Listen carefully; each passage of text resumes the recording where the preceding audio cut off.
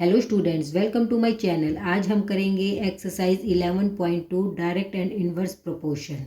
तो चलिए स्टार्ट करते हैं इसका क्वेश्चन नंबर 4। क्वेश्चन नंबर 4 क्या है हमारे पास? If a box of sweets is divided among 24 children they will get 5 sweets each. तो देखिए स्टूडेंट्स, इसमें हमें क्या दिया गया है कि हमारे पास क्या है, अ बॉक्स ऑफ स्वीट्स। हमारे पास स्वीट्स का एक बॉक्स है। देखिए यहाँ पे हमें क्या ले लेते हैं, बॉक्स। ये हमारे पास क्या है, एक बॉक्स है जिसमें क्या है, बहुत सारी स्वीट्स हैं। देखिए स्टूडेंट्स, ये हमारे पास क्या है, एक बॉक्स जिसमें हमारे पास बहुत सारी स्वीट्स हैं। और ये कितने बच्चों में डिस्ट्रीब्यूट की गई है? 24 स्टूडेंट्स में। दे विल गेट 5 स्वीट्स ईच। अगर 24 बच्चों को वो स्वीट्स, इस बॉक्स में जितनी भी स्वीट्स हैं, यदि वो 24 बच्चों में डिस्ट्रीब्यूट की जाएगी तो हर बच्चे को कितनी मिलेगी? 5 स्वीट मिलेगी। ईच का मतलब क्या होता है? हर बच्चे को क्या मिलेगी? 5 स्वीट्स मिलेगी। How many would each get? हर बच्चे को कितनी स्वीट मिलेगी? If the number of children is reduced by 4। Reduce का मतलब क्या होता है? कम करना। अगर हम क्या करें, बच्चों में से नंबर ऑफ चिल्ड्रन, हमारे पास पहले कितने चिल्ड्रन थे? 24। यदि हम रिड्यूस कर दें 4, उसमें से हम 4 बच्चे कम कर दें, तो देखिए पहले हमारे पास थे 24। अगर उसमें से हम 4 कम कर दें तो बाद में कितने बच्चे बचेंगे? 20।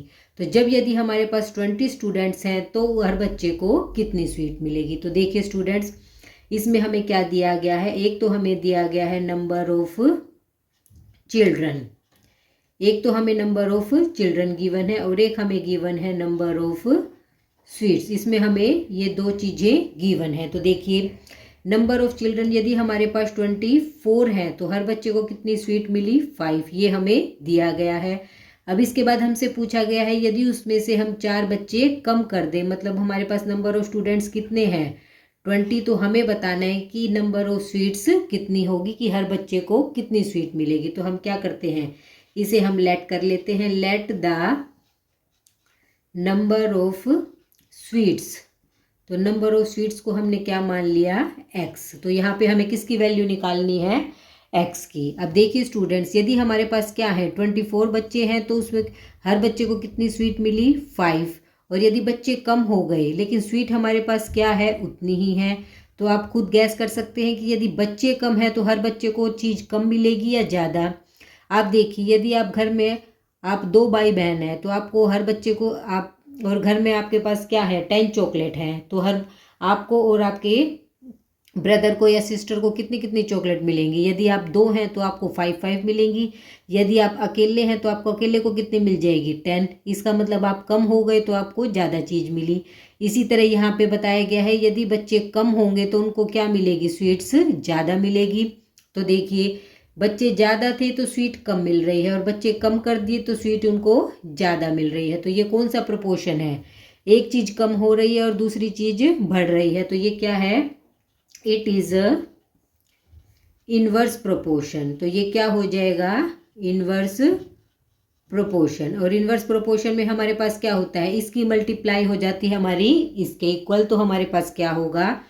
24 मल्टीप्लाई में 5 इक्वल टू 20 मल्टीप्लाई में x। तो यहाँ से हम x की वैल्यू निकाल लेंगे। तो हमारे पास x क्या आ जाएगा? देखिए 20 मल्टीप्लाई में है, यहाँ क्या चला जाएगा? डिवाइड में। 24 मल्टी 5 अपॉन में 20। तो 5 6 ज़ा 20 और 6 6 ज़ा 24। तो हमारे पास x की वैल्यू क्या आई? x की वैल्यू हमें मिली 6। इसका मतलब स्टूडेंट्स क्या हुआ? Number of sweets for each children, each student, हर बच्चे को कितनी स्वीट मिलेगी? हर बच्चे को स्वीट मिलेगी 6। इसके बाद करते हैं क्वेश्चन नंबर 5। क्वेश्चन नंबर 5 देखिए, a farmer has enough food to feed 20 animals in his cattle for 6 days। How long would the food last if there were 10 more animals in his cattle. तो देखिए students, हमें क्या दिया गया है? A farmer, हमारे पास एक फार्मर है जिसके पास इनफ फूड, इतना ही फूड है कि वो 20 एनिमल्स को खाना खिला सके। कितने दिन के लिए? 6 days के लिए। मतलब एक फार्मर के पास इतना फूड है कि वो कितने दिनों तक चलेगा? 6 days तक चलेगा, यदि उसके पास 20 एनिमल्स हैं। How long would the food last if, तो वो खाना कितने दिनों तक चलेगा। If there were 10 more animals in his cattle, यदि उसके कैटल में 10 मोर एनिमल्स और आ जाए और ऐड हो जाए तो वो खाना कितने दिनों तक चलेगा। तो देखिए स्टूडेंट्स, इसमें हमें क्या दिया गया है, हमें दिया गया है नंबर ऑफ फार्मर, एक तो हमें नंबर ऑफ फार्मर दिए गए हैं और एक हमें दिया गया है नंबर ऑफ डेज। हमें दो चीजें यहाँ पे गिवन है, नंबर ऑफ फार्मर, सॉरी हमें यहाँ पे दिया गया है नंबर ऑफ एनिमल्स, हमें यहाँ पे दिया गया है नंबर ऑफ एनिमल्स और नंबर ऑफ डेज। अगर नंबर ऑफ एनिमल्स क्या है 20 हैं तो वो खाना कितने दिनों तक चलेगा 6 डेज तक। अब इसके बाद इसमें कहा गया है कि यदि इस 20 एनिमल्स में 10 और ऐड कर दिए जाए तो 10 और 20 कितने होंगे 10 + 20, 10 एनिमल्स हमने और बढ़ा दिए तो कितने एनिमल्स हो जाएंगे 30। यदि उस कैटल में 30 एनिमल्स हैं तो वो खाना कितने दिनों तक चलेगा, हमें ये फाइंड आउट करना है। तो हम यहाँ क्या मान लेंगे, हम मान लेंगे लेट नंबर ऑफ डेज, हम यहाँ पे नंबर ऑफ डेज को लेट कर लेते हैं, जो हमें फाइंड आउट करना है उसे हमने मान लिया x। तो यहाँ पे हमें क्या निकालना है कि नंबर ऑफ डेज कितने होंगे 30 एनिमल्स के लिए। तो देखिए स्टूडेंट्स, यदि एनिमल 20 हैं तो वो उनका खाना कितने दिनों तक चला है 6 डेज तक। अब हमने क्या कर दिया है, एनिमल्स की क्वांटिटी को बढ़ा दिया है, उनके नंबर्स हमने 20 से 30 कर दिए, तो वो खाना क्या होगा जल्दी ज़्यादा एनिमल उसको खाएंगे तो क्या होगा वो जल्दी ख़त्म हो जाएगा। इसका मतलब क्या है, यहाँ पे नंबर ऑफ एनिमल्स बढ़ रहे हैं और नंबर ऑफ डेज कम हो रहे हैं, तो क्या होगा it is a inverse proportion. तो ये क्या होगा इनवर्स प्रोपोर्शन। अगर इनवर्स प्रोपोर्शन है तो क्या होगा 20 मल्टीप्लाई में 6 इज इक्वल टू 30 मल्टीप्लाई में x। तो यहाँ से क्या होगा x is equal to 30 multiply में है, यहाँ मेरा चला जाएगा डिवाइड में, तो यहाँ पे हमारा चला गया 30 डिवाइड में, 0 से 0 मैंने कट कर दिया, 3 2 जा 6 और हमारे पास आ गया 2 मल्टीप्लाई 2, इसका मतलब 4।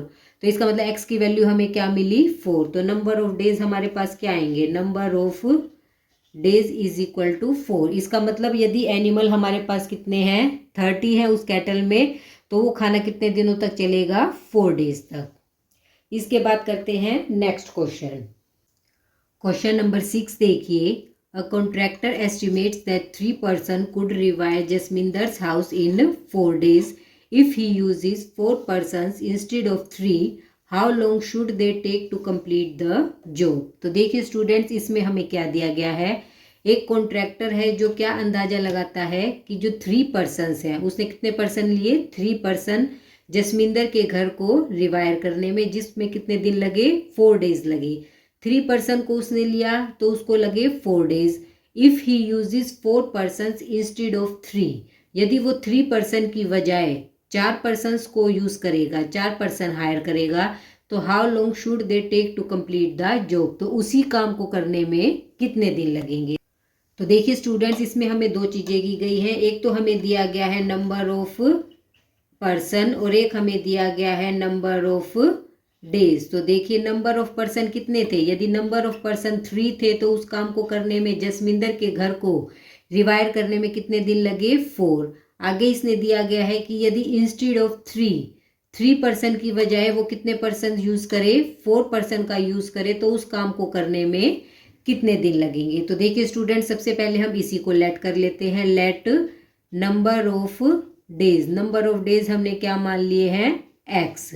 अब आगे देखिए स्टूडेंट्स, यदि पर्सन 3 हैं तो उस काम को करने में 4 दिन लग रहे हैं। यदि हम पर्सन्स क्या कर दें बढ़ा दें, ज़्यादा लोग उसी काम को करेंगे तो क्या होगा, वो काम कम दिनों में ख़त्म हो जाएगा। तो इसका मतलब क्या है, पर्सन हमारे बढ़ रहे हैं तो डेज हमारे कम हो रहे हैं, तो क्या होगा इट इज़ अ